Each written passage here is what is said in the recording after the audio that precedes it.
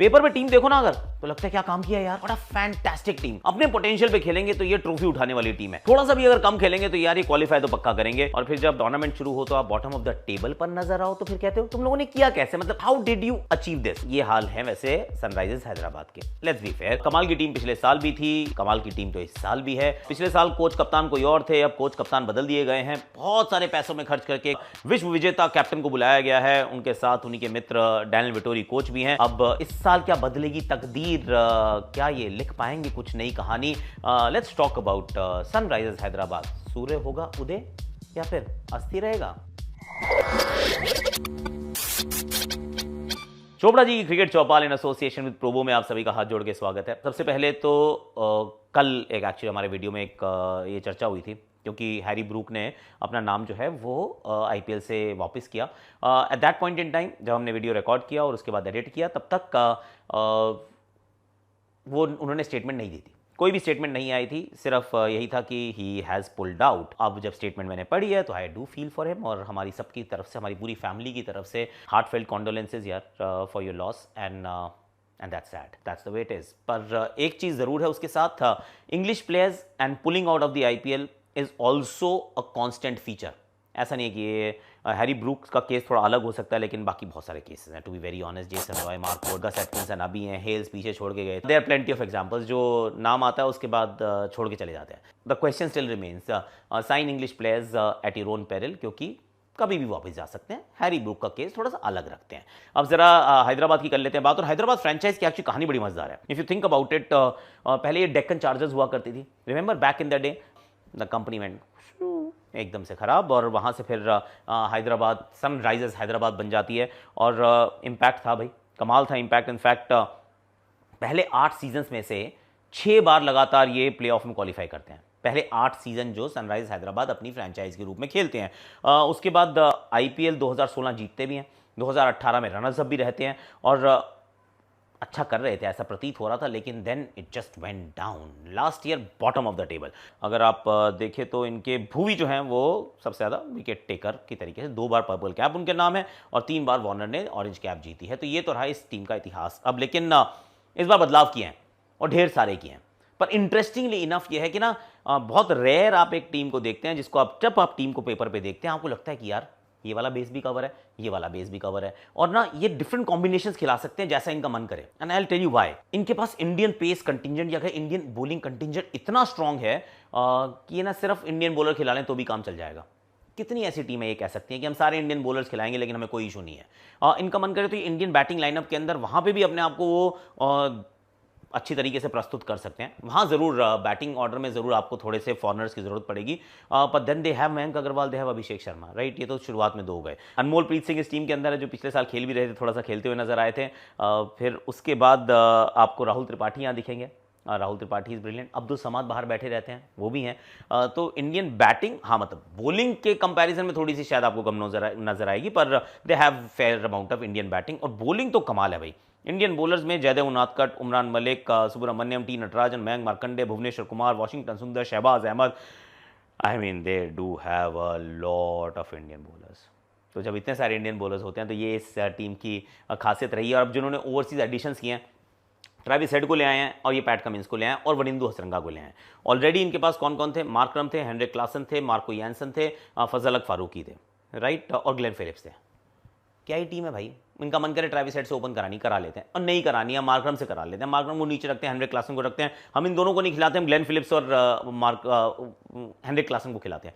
जो मन करे ना इनका, ये उस तरीके की टीम बना सकते हैं। I mean this is the kind of depth that they have. इनका मन करे कि हम वनिंदु हसरंगा को नहीं खिलाएंगे, हम मार्को यानसन और पैट कमिंस को खिलाएंगे। हम ना मार्को यानसन को नहीं खिलाएंगे, हम फजल हक फारूकी को खिलाएंगे। सारी चीज़ें ठीक है इनकी, मतलब किसी भी तरीके से ये टीम बनाना चाहें, अलग अलग कॉम्बिनेशंस की टीम ये बना सकते हैं। May be that's what cost them. क्योंकि पिछली बार जब हैरी ब्रूक इस टीम का हिस्सा थे एक्चुअली, तो उनको पहले ऊपर कराया, नीचे कराया, फिर ऊपर कराया, फिर नीचे लेकर आए, ढूंढ रहे थे, इतने पैसे खर्चे हैं, थोड़ा सा जस्टिफाई करते हैं, रन बन ही नहीं रहे थे। So he was like an NPA, non performing asset रहे वो पिछले साल जब थे। वेरी गुड प्लेयर, पर यहाँ थोड़ा सा स्पिन के सामने फंसते हुए नजर आए। मार्करम को आइडिया नहीं हो रहा था टीम क्या बन रही है। एक बार उनसे पूछा, उमरान मलिक कहाँ है? उन्होंने कहा मुझे क्या पता यार, आई मीन जिसने टीम बनाई उससे पूछो।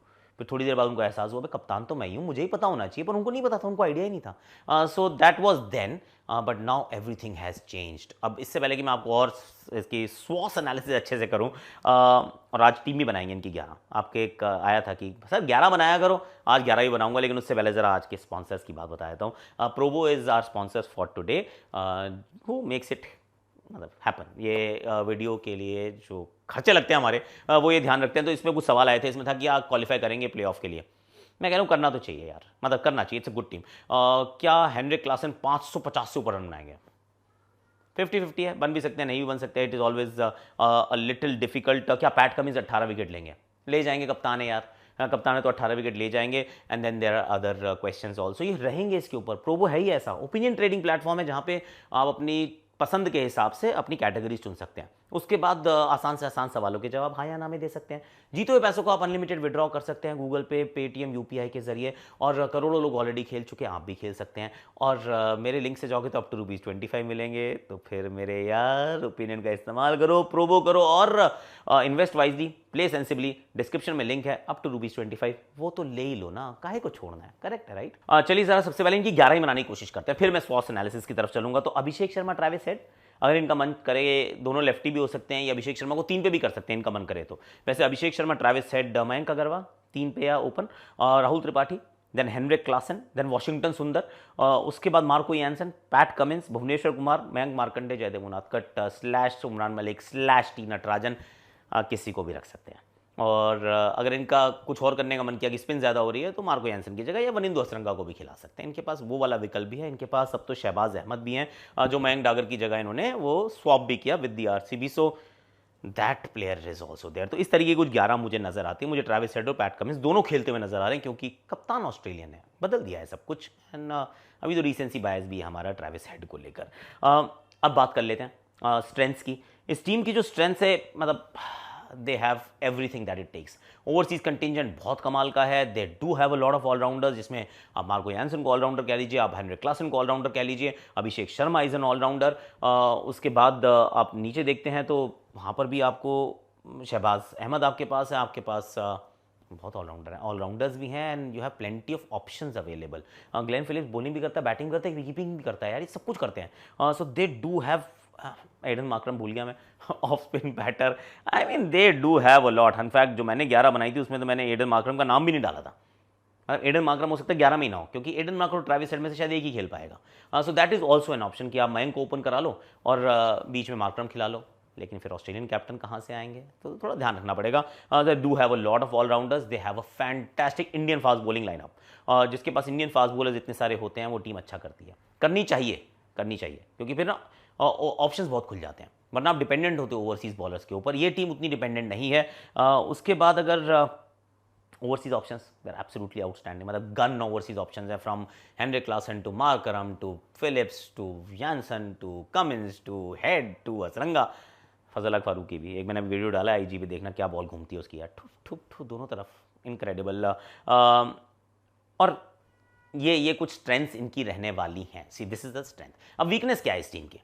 सी जब मैं इनकी वीकनेस देखता हूँ ना, मुझे लगता है कि मडल्ड है यार थिंकिंग। पिछली बार भी टीम तो अच्छी थी, टीम अच्छी क्यों नहीं की? टीम अच्छी इसलिए नहीं की क्योंकि हर तीसरे मैच में बदल देते थे। आप कभी ओपन कराते थे, कभी नीचे कराते थे। हैरी ब्रूक को सेटल करने के लिए आपने मयंक अग्रवाल को खराब कर दिया, आपने उमरान मलिक का इस्तेमाल ही नहीं किया तो उनका अच्छे से इस्तेमाल नहीं किया। पावर प्ले में वो डालते नहीं, आपने उनसे ओवर करा दिए। फिर नीचे आपने उनसे बॉलिंग नहीं कराई, क्या रहे थे यार, फिर खिलाया नहीं आपने। सी प्लेयर को ना बनाना पड़ता है, ये बना नहीं रहे थे, प्लेयर को अल्टीमेटली तो स्पॉइल ही कर रहे थे। They were absolutely clueless in the end. मतलब ऐसा लगा कप्तानी एकदम साधारण, टीम जो थी रडरलेस शिप की तरह चल रही थी। अब इस साल उसके थोड़े से घोस्ट तो रहेंगे, ghost from the past are there to haunt them a little. वो थोड़ी सी वीकनेस मुझे नज़र आती है, क्योंकि ऑप्शंस बहुत सारी होती हैं तो फटाफट बदलाव करते हो, क्योंकि टेम्पटेशन रहती है। उस टेम्पटेशन को साइड में रखना और बड़ी क्लैरिटी के साथ team banana is a tough one. और वही सबसे बड़ा चैलेंज होगा PAT Cummins and Daniel Vettori का, कि किस तरीके से टीम को सही तरीके से बनाया जाए, कौन से ओवरसीज खिलाड़ी पिक किए जाएं। क्योंकि इनका जो कप्तान है बहुत बढ़िया खिलाड़ी है, पर T20 में उनको हम गन खिलाड़ियों के में वो सूची में नहीं रखते हैं। और सो मच सो कि वो ऑस्ट्रेलिया के कप्तान भी नहीं है, यहाँ के हैं। ODI कैप्टन है पर T20 कैप्टन नहीं है। और पावर प्ले में ओवर कम डालते हैं और डेथ में ओवर्स कम डालते हैं। तो अगर ये दो मेजर एरियाज में आपका एक ओवरसीज फास्ट बॉलर बॉलिंग नहीं करता है तो that is a problem in my opinion. वहाँ पे आप अपने ओवरसीज बॉलर्स को देखते हैं, यहाँ पे भुवनेश्वर कुमार, नटराजन को ही आप देखेंगे शायद। तो that is little area of छोटू सा कंसर्न। तो that could be a weakness. अब अपॉर्चुनिटीज़, इंतहा मतलब अपॉर्चुनिटीज़ तो तमाम है, सबके लिए हैं। वो अभिषेक शर्मा के लिए भी है, वो मयंक अग्रवाल के लिए भी है, वो तो कप्तान पैट कमिंस के लिए भी है। Heinrich Klaasen can actually grow in stature little more. और ट्रेविस हेड का ये शुरुआती लम्हे हैं इनके इस टूर्नामेंट में, तो वो उनके ऊपर देखने लायक बात होगी। मयंक मार्कंडे, क्योंकि leg spinners see Yuzi Chahal has fallen out of favour quite a bit, तो अगर वो चले गए हैं तो बिश्नोई बचते हैं। अब बिश्नोई और कुलदीप, फिर मयंक मार्कंडे में क्या कमी है, वो भी उस सूची का हिस्सा बन सकते हैं ना। Then the Indian bowlers, can Bhuvneshwar Kumar I mean turn the clock back, क्योंकि world cup T20 world cup West Indies में होगा, स्लो पिचेस होंगी, भूवी कोई सूट भी करेंगी। क्या सडनली एक बहुत ज़बरदस्त IPL हो पर्पल कैप वाला, तो क्या उनको कंसिडर किया जाएगा? Umran Malik completely off the radar चले गए, कोई पूछ नहीं रहा है इस समय तो, लेकिन क्या वो यहाँ पे अच्छा करके वापस आ सकते हैं? So they have plenty of, मतलब अपॉर्चुनिटीज़ आर इमेंस, जो हमेशा की तरह सबके साथ सबके पास होती हैं। स्ट्रैटेजी क्या होगी? Strategy a very heavy bowling unit. तो बॉलिंग यूनिट का अर्थ ये होता है जब इतनी अच्छी आपके पास बॉलिंग होती है तो आप 160-170 वाले मैचेस खेलने के बाद भी आप परेशान नहीं होते हो। हालांकि इनके पास, क्योंकि ये ट्रैविस को खिलाएंगे ऊपर ऊपर ट्रैविस, नीचे क्लासन, बीच में भारतीय कुछ बल्लेबाज, आई थिंक जो ओवरसीज़ खिलाड़ी हैं वो तो अग्रेसिव ही जाने वाले हैं। अगर इनकी बैटिंग ठीक चल पड़ी, जिसमें राहुल त्रिपाठी भी है जो 50-50 थे last year, Mayank last match को छोड़ दें तो वो भी 50-50 थे, अभिषेक शर्मा वो स्टार्ट अच्छा किया था बट बाद में 50-50 थे। सो अगर ये सारी चीज़ें अगर चल पड़ती हैं तो ये रन भी बहुत बनाएंगे और बॉलिंग इनकी बड़ी तगड़ी है। मुझे लगता है अगर ये 170-75 का टोटल अगर ये खड़ा कर पाएंगे हर बार, तो फिर इनकी बॉलिंग जो है वो डिफेंड करने की काबिलियत रखती है, इज़ व्हाट आई थिंक। तो स्ट्रैटेजी इनकी कुछ इस प्रकार की ही रहने वाली है कि शुरू में आप कंसोलिडेट कीजिए and hand it over to someone like Heinrich Klaasen, कि आप जाओ और अब्दुल समद को आप इम्पैक्ट प्लेयर के रूप में इस्तेमाल करो और देखो क्या होता है। I mean that is what they might be thinking, कि वहाँ पे पैट कमिंस भी हो सकते हैं फिनिशर के रूप में, वो मार्को एंसन भी हो सकते हैं। क्योंकि मुझे नहीं लग रहा कि ग्लेन फिलिप्स और मार्करम दोनों को खिला पाएंगे, ये अगर ट्रैविस हेड और क्लासन को खिलाते हैं तो फिर मार्को को ड्रॉप करके शायद मार्करम को खिला लें। That is also an opportunity, मतलब वो भी कर सकते हैं। ऑप्शन बहुत हैं, तमाम ऑप्शंस अवेलेबल हैं। फिर वनिंदु हसरंगा नहीं खेल पाएंगे। I mean plenty of problems, no problem of plenty, not plenty of problems, it's a problem of plenty which is always a good problem to है। आज के लिए वैसे मेरे पास इतना ही है। बताइए आपको क्या लगता है, हैदराबाद की टीम पहुंचेगी मियाँ या नहीं पहुंचेगी? आपका ये एक हमने पोल भी किया था, तो लोग तो कह रहे हैं नहीं पहुंचेगी। I won't be surprised. क्यों? क्योंकि पिछली बार भी मुझे लग रहा था टीम इतनी अच्छी है, क्वालिफाई नहीं कर रहे, क्या टीम है ये, तो जीतनी चाहिए। जीतने क्या छोड़ो, नंबर 10 पे आए थे। अब इस साल भी लग रहा है टीम तो अच्छी है यार, लेकिन अगर नहीं करेंगे तो फिर हम कहेंगे जैसा पिछले साल था वैसा का वैसा ही है, सिर्फ नाम बदले हैं, काम अभी भी नहीं बदला है। So that is always a possibility. आज के लिए अभी के लिए इतना ही। प्रोबो का लिंक मैं यहाँ डाल रहा हूँ और यूट्यूब का। अच्छा, actually you remember, I tell you something, वो याद है जब ट्रेवर चैपल ने वो अंडर आर्म बॉल डाली थी, याद है आपको?